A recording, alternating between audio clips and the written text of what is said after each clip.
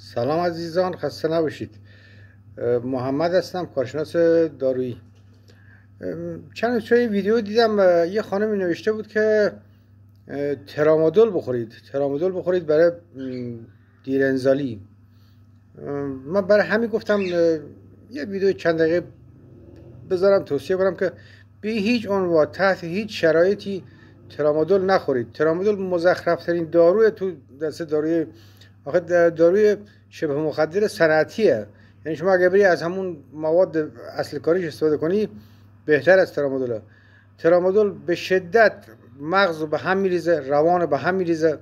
یعنی ما داروی بدتر از ترامادول تو داروخونه نداریم. اونایی که زود انزالی دارن خب داروی دیگه هستن مثل داپوکسیتین مثلا.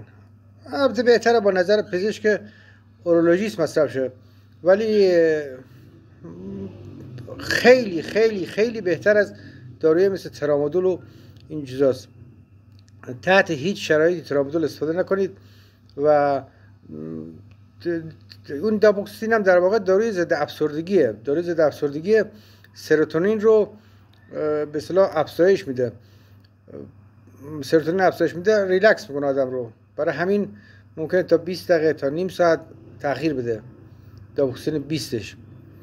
اینه که اگر خواستین استفاده کنین بهتره با نظر پزشک باشه و معمولا نیم ساعت 45 دقیقه 1 ساعت قبل از اون نزدیکی میتونین یکی استفاده کنین.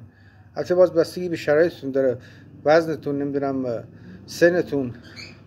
از سن 20 سال بالا میتونن استفاده کنن تا 60 سال تا 65 سال مشکلی نداره.